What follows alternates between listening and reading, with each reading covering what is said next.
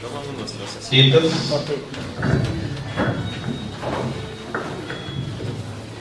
Y hoy es un domingo especial, un domingo donde estamos juntos, reunidos, y seguimos con este tema, esta nueva serie de mensajes, el compromiso de vida.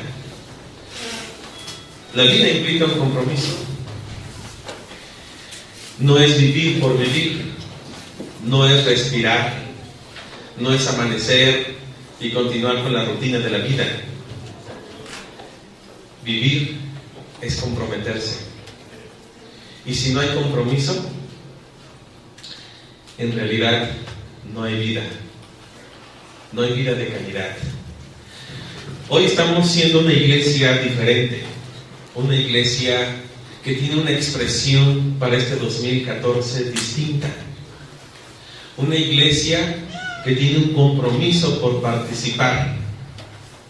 Y eso es lo que hoy queremos que cada uno de ustedes reflexione junto conmigo, lo que implica participar. Fíjense, algunos me han preguntado, ¿y cuánto tiempo tiene usted de pastor? Sobre todo hermanos que a lo mejor dudan un poquito de la experiencia personal. Algunos dicen que todavía me veo joven, yo lo dudo. Hace 12 años que llegué a la iglesia, pues sí me veía joven. Tengo fotos cuando llegué a esta iglesia por primera vez y en verdad sí me veía joven. Ya han pasado 12 años y pues ya no me veo tan joven.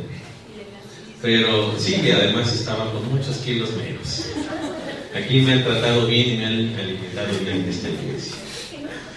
No me puedo quejar.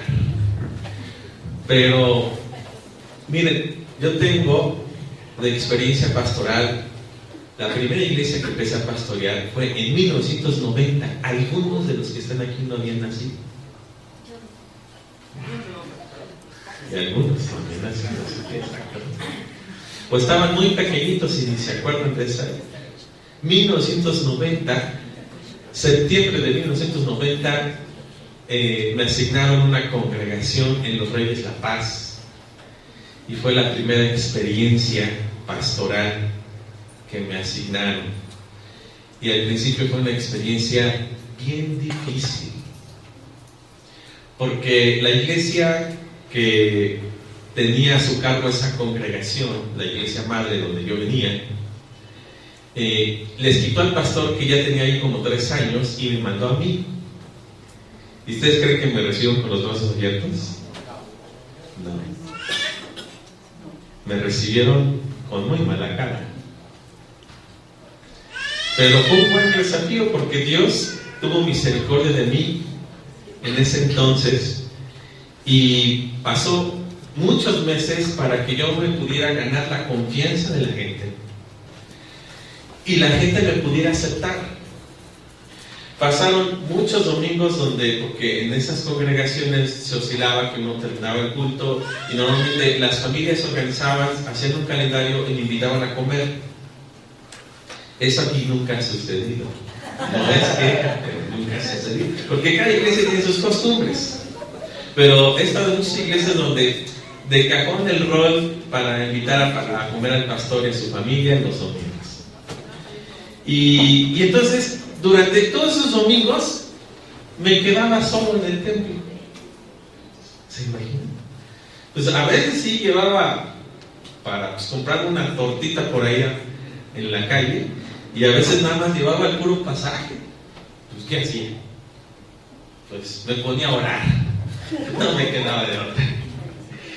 Hasta que una familia de repente me dijo, ¿y a dónde estás yendo a comer? Pues donde se pueda, donde haya una tienda abierta. O sea, nadie te invita a comer. No puede ser. Y entonces asumieron ellos la responsabilidad de cada domingo llevarme a su casa a comer. Pero luego los hermanos se enojaron más porque decían, no, pues esa es la familia consentida del pastor joven. Entonces, ¿imaginan todos los problemas que se suscitaron? Miren, la historia fue muy interesante y al final, cuando me despedí de esa congregación, las palabras de ellos fueron tan emotivas, de agradecimiento, de su solidaridad, de reconocer que se habían equivocado y que me habían juzgado mal, y que finalmente esperaban que Dios bendijera y fructificara mi ministerio. Y han pasado muchos años y de repente me llaman y me invitan para ir a predicar. Y les da mucho gusto, les emociona, a mí también me emociona de repente ir a predicar a esa iglesia pequeña, que fue la primera experiencia. Y les estoy hablando de 1990, cuando yo tenía escasos 18 años de edad. Pero saben, desde los 18 años también creció con ese alegre, rítmico.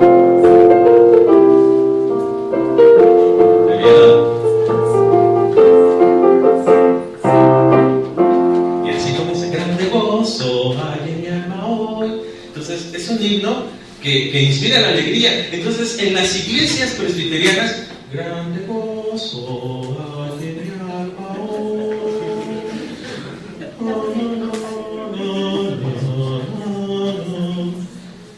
¿Eso es cantar con grande gozo? En las iglesias de repente hay contradicciones, ¿no? El que dirige pues, normalmente le da la bienvenida a veces le da la bienvenida a los que vienen por primera vez, pero al final nadie se acerca a saludarlo. Hay muchas personas que entraron a una iglesia, fueron a conocerla y salieron como entraron. En verdad, me ha tocado ir a muchas iglesias a predicar. Por cierto, este próximo sábado estoy invitado a una misión muy lejos de aquí, rumbo a Michoacán. El pastor de esa misión me dijo: por favor, ven, participa con nosotros. Tiene mucho que no salgo a predicar a otras iglesias, por eso permanentemente me ven aquí.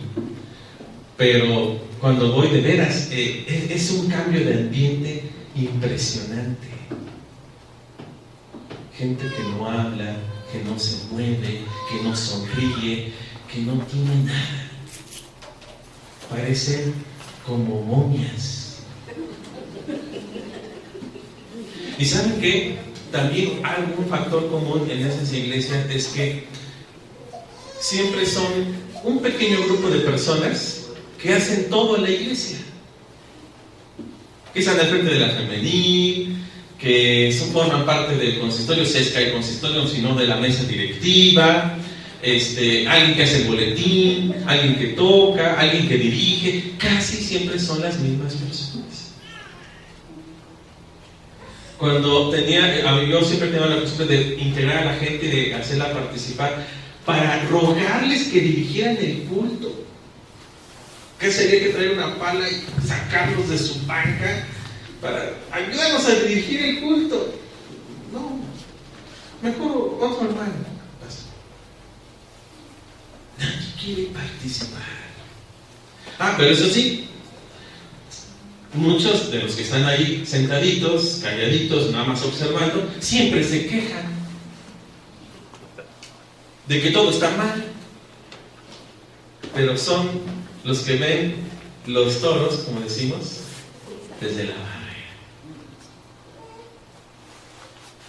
Qué triste ser así. Por eso muchas veces no me gusta ir a las iglesias a predicar, porque tengo que cambiar mi chip. Se contagia a veces uno de ese ambiente. Uno quiere expresarse y decir cosas interesantes, pero el ambiente de veras es muy denso, muy pesado. ¿Saben por qué? Porque son hermanos que pertenecen a iglesias pasivos, que no se mueven. Sus gestos no cambian, no hablan, no actúan. Y eso no queremos para una iglesia como esta, ¿sí? Queremos ser una iglesia que nos digan los muertos vivientes, ahí en la esquina de Allende y Londres, los muertos vivientes. O los zombies, la iglesia de los zombies. Buenos días, hermano, bienvenido. Buena ilustración, la iglesia de los zombies. ¿Queremos ser la iglesia de los zombies? No. ¿Queremos ser la iglesia viva y comprometida? Sí. ¿La iglesia dinámica? Sí. Es la iglesia que rompe las barreras. Es la iglesia que se levanta, que se activa. No queremos gente pasiva. La semana pasada dijimos, no queremos mirones. Ya basta de ser mirones. Queremos participantes. No queremos pasivos. Queremos gente que participe. ¿Y saben qué? Participar, ¿saben qué significa? Participar significa moverse. Eso significa participar. Participar es una iglesia dinámica. En el griego la palabra dinámica viene de la palabra dinamis. Y la palabra dinamis significa fuerza.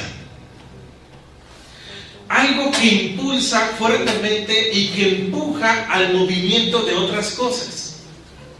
Dinamis es algo poderoso, algo que detona y genera alrededor de todo gran movimiento.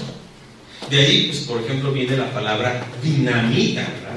Una dinamita hace una gran explosión, estruendo y movimiento alrededor. Es decir, que cuando alguien es dinámico, cuando se mueve, empieza a contagiar y empieza a mover a los demás. En cambio, en las iglesias tradicionales, la gente está esperando que alguien se mueva. Pero si tú te mueves en el factor de la dinamis, el efecto es que otros se empiezan a mover. Pero no tienes que esperar que alguien se mueva para que tú te muevas. La iniciativa es moverte. Muévete. Por eso, participar significa moverse. Leímos 1 Corintios 14 y vamos a enfocarnos únicamente en el versículo 26. Ahí hay una palabra que está subrayada. Hermanos míos, cuando se reúnan, todo lo que hagan debe ayudar a los demás. Y vean cómo está implícita la palabra dinamis, que significa movimiento, significa fuerza.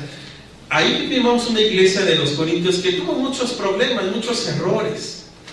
Pero era una iglesia de movimiento. No era una iglesia pasiva. Era una iglesia que se movía, se activaba. Y realizaban un montón de actividades. El único problema de esta iglesia, por eso es que Pablo escribe este capítulo, es que todo estaba desorganizado. Todos querían participar, todos querían trabajar, todos querían actuar, pero no había un orden. Ese sería como el otro extremo. Un extremo es no moverse, ser pasivo, estar sentadito, esperar que alguien se mueva, que el pastor hable y que los demás dirijan y yo nada más sentadito escuchando. Y el otro extremo es que todos quieran hacer todo al mismo tiempo y sin organización. Y el apóstol Pablo era un excelente planificador. Planeaba toda su vida, planeaba todo lo de las iglesias y él inyectaba esta visión de planificación estratégica en las iglesias. El apóstol Pablo tiene muchos elementos empresariales que debemos de aprender en su momento. Y uno de ellos es justamente la planeación estratégica. Todo se puede, pero con orden, organizado. ¿Queremos hacer esto? Ok, pero a ver, vamos a escoger las personas que lo deben de hacer y por turnos. ¿Saben por qué? Porque esta iglesia era una iglesia activa. No era una iglesia de zombies, era una iglesia dinámica. Que cualquiera que se movía contagiaba el movimiento de los demás. Y eso es justamente lo que queremos de esta iglesia. Una iglesia donde todos se quieran mover. Pero eso sí, vamos a organizarlos de tal manera que tengamos un movimiento estratégico. Pero no debe de ser una iglesia muerta, pasiva, sino una iglesia viva. Cuando se reunía esta iglesia, no se reunía nada más para verse uno al otro, Era para realizar una serie de actividades. Se reunían para orar, se reunían para cantar, se reunían para enseñar, se reunían para orientar a los demás, para convivir, para muchas actividades significativas de la gente. En la iglesia existen muchas actividades para poder participar de manera activa. ¿Cuáles serán? Vamos a ver la primera. ¿Qué es lo que hacemos en común en la iglesia, pero que todos debemos de participar? Primero, participar en la alabanza. Que eso es justamente lo que el apóstol Pablo nos dice. Cuando alabamos a Dios, le decimos: Dios, cuán maravilloso eres. ¿Por qué? ¿Por qué? ¿Por qué le podemos decir a Dios que es maravilloso? Porque ha sido bueno conmigo. ¿Por qué más? Porque nos ha salvado. Muy bien, Dani. ¿Por qué más? Podemos decirle: Dios, eres maravilloso. ¿Por qué? Porque nos ha perdonado, porque nos ha protegido. ¿Algo más allá atrás? Los que no participan atrás, siempre los que no participan atrás. Porque nos ha elegido. Porque nos ha dado todo. Otro que levante su mano. Porque nos consuela. A ver, levanta su mano y yo les doy la palabra. ¿Allá atrás? Porque nos ama. ¿Por qué? Nos ama. Nos ama. Porque nos consuela. Porque nos consuela. Allá atrás. Porque nos da vida. Porque dirige nuestras vidas. Porque dirige nuestras vidas. Porque nos permite conocer su palabra. Porque camina con nosotros. Porque camina con nosotros. Porque nos bendice. ¿Ya se dieron cuenta cuántos motivos hay para alabar a Dios? Ahora, ¿motivos nos faltan para alabar a Dios? No. Entonces, ¿habrá alguna razón por no alabar a Dios? Cuando alabamos, estamos celebrando el pacto que Dios hizo con nosotros. ¿Se acuerdan que la semana pasada hablamos del pacto? Que compromiso significa pacto. Ahora dijimos compromiso significa moverse. Participar significa movimiento. Reconocemos quién es el que reina en la tierra y sobre nosotros. Reconocemos que Dios es un Dios que nos da de toda su gracia. Y su pacto que ha hecho con nosotros es el pacto de la gracia. Reconocemos que Dios nos ha dado la capacidad de alabarlo. Y tenemos muchas razones por las cuales alabar. Por eso la alabanza toma una forma de testimonio. Alabar es dar testimonio al mundo lo que Dios ha hecho en mi vida. Y podemos dar testimonio de dos maneras. Una es que, como ahorita yo les di la palabra, cada uno dijo un testimonio muy breve, en 3, 4 palabras, de la razón por qué hay que alabar. Pero también hay otra forma de dar testimonio en la alabanza, y es a través del canto. Y por eso tenemos que cantar mucho aquí en Getsemaní. He estado en iglesias donde solamente se cantan 2 himnos y una vuelta y eso es todo. Cuando el empuje de la iglesia es su acción de alabar, y alabamos dando testimonio a los demás, y alabamos cantando. Pero pastor, no me sé el canto que tiene el grupo de alabanza. No importa, tienes que cantar. En la iglesia no podemos aceptar que la gente no cante, que se quede callada, que se quede viendo la pantalla o el himnario y no cante. Eso es perder la oportunidad de alabar. Y una iglesia que no canta es una iglesia que se empieza a morir. Aunque no te sepas el canto, pero esta es la oportunidad de aprender a cantarlo. Si tú te quedas callada o callado porque no te sabes el canto, estás perdiendo la oportunidad de conocer ese canto y finalmente no estás participando. Y en la iglesia tenemos que participar. Pero es que yo estoy acostumbrado a los himnos clásicos, a los viejitos. Estos cantos modernos me cuestan mucho trabajo. Estos cantos modernos, hoy son modernos, y dentro de unos 100 años van a ser clásicos. Y los himnos clásicos que tú aprendiste desde tu niñez, esos himnos en su momento, en 1700 o en 1800, fueron modernos y también la gente se resistía a cantarlos. ¿Sabías eso? Porque tenían que ser más solemnes que los anteriores de 1600. Pero ¿sabe qué? Finalmente la iglesia aprendió a cantarlos. Y una de las virtudes de la iglesia presbiteriana, en su esencia y su raíz, es saber cantar y cantar bien. Pero una iglesia que se queda callada en los cantos. Aquí los del grupo de alabanza moviéndose y aplaudiendo. Y la gente con cara de zombie.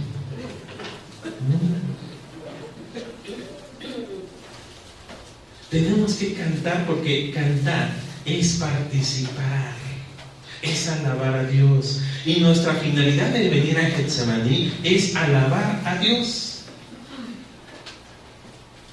Pero hay otra forma también de participar, que lo hacía la iglesia de Corintios.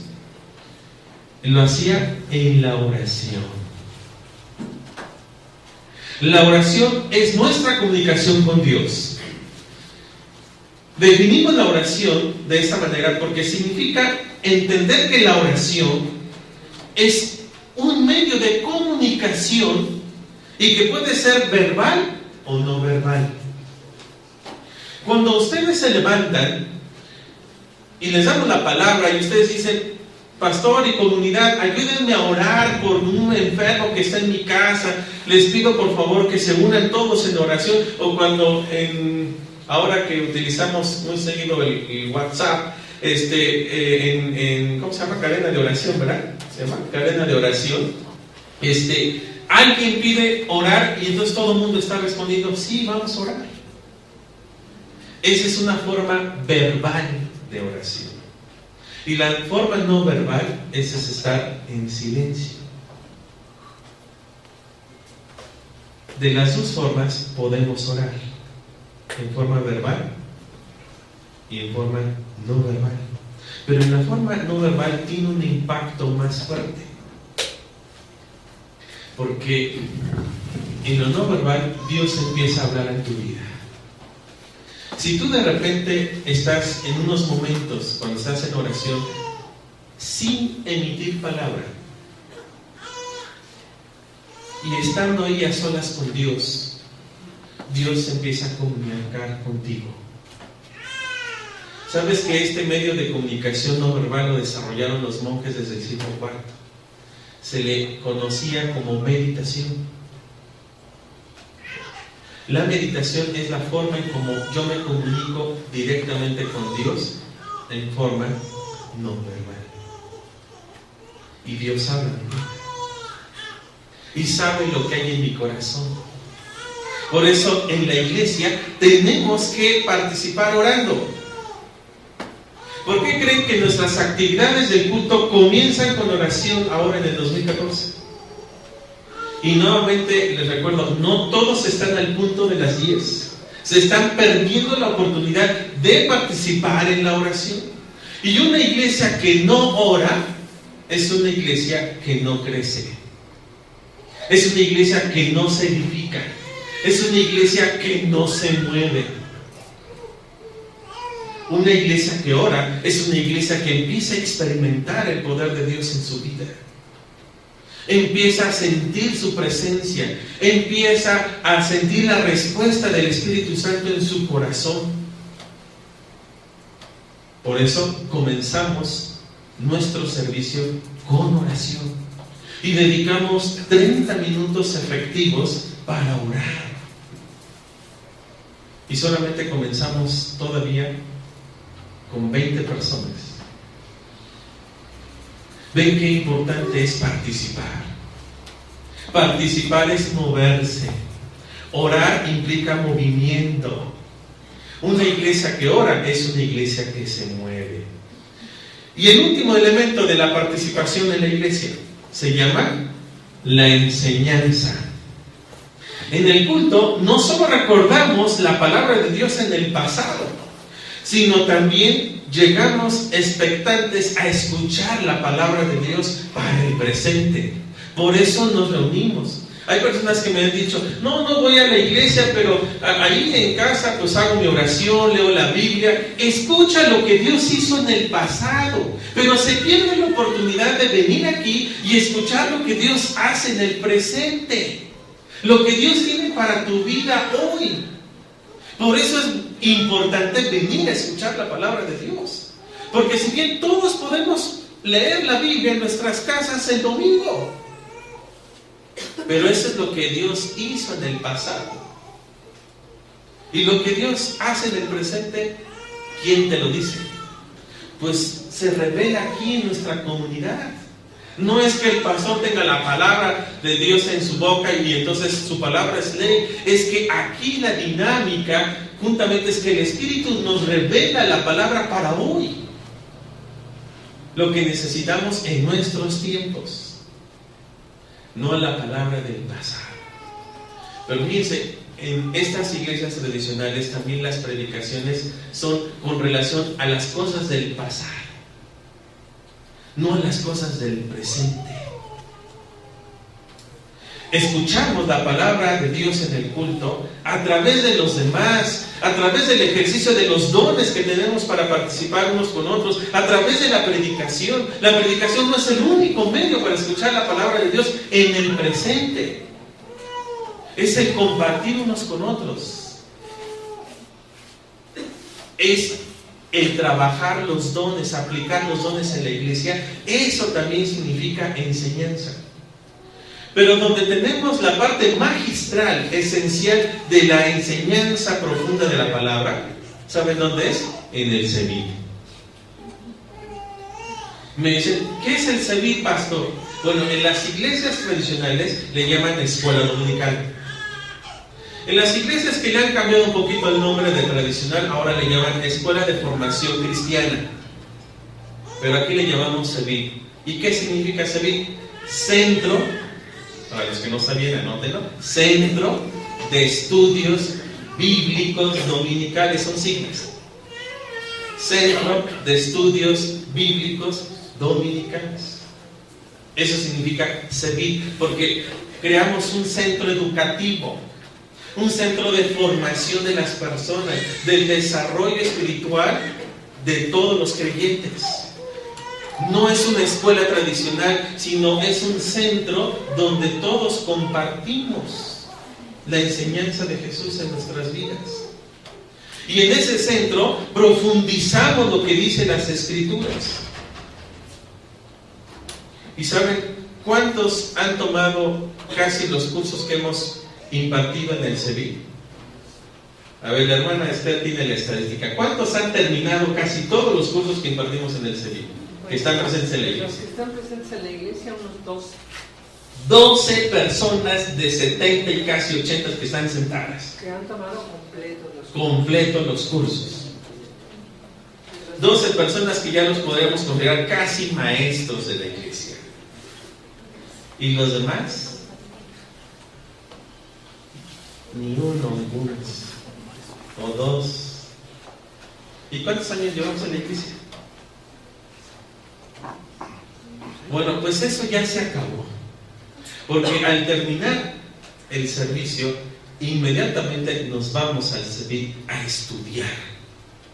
Porque aquí quisiéramos preguntarle muchas cosas al pastor de lo que le está predicando, pero no podemos, el tiempo es limitado y la técnica no es así. Pero allá la metodología es preguntar. La metodología es enseñar. Aquí la técnica es predicar, allá la metodología es enseñar, producir aprendizajes en ustedes. La finalidad es que ustedes aprendan.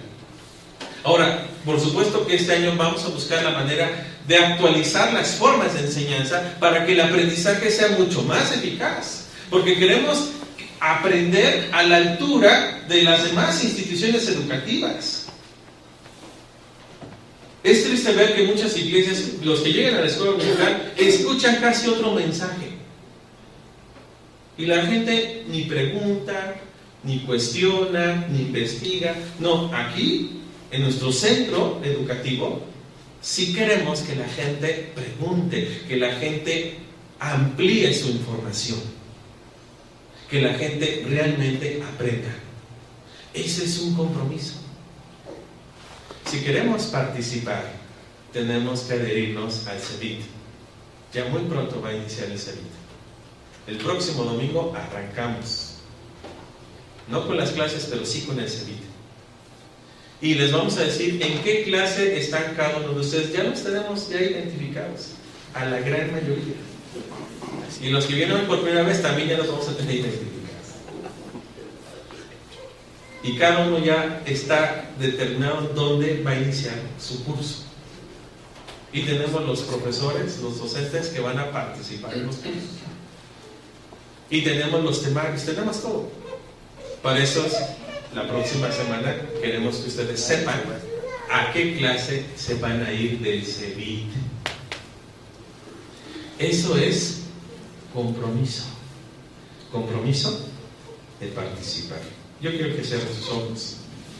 Vamos a terminar.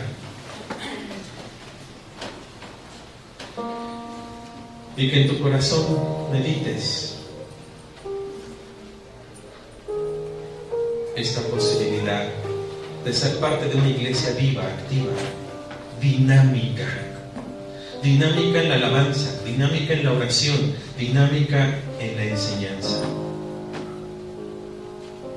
Hoy no viniste por casualidad, Dios te trajo. Y Dios pide que tú adquieras un compromiso hoy. El compromiso de participar. El compromiso de ser parte de lo que hacemos en este breve corto tiempo. En este tiempo que optimizamos los recursos para hacerlo más significativo y más relevante en nuestras vidas. Y Dios lo ha querido así, nos ha llevado a este punto para dinamizarnos. Dios te llama a ser dinámico, no pasivo. Dile, Señor, ayúdame a ser participante y no espectador. Dime cómo puedo participar. Ayúdame a romper a veces los prejuicios que siento al no cantar o al no pedir oración por los demás, al no escuchar, al no preguntar, al no dar testimonio. Dame la libertad de ser un participante dinámico, alguien que pueda expresarse libremente, porque quiero crecer. Dios está llamándote a ser participante, no ser pasivo.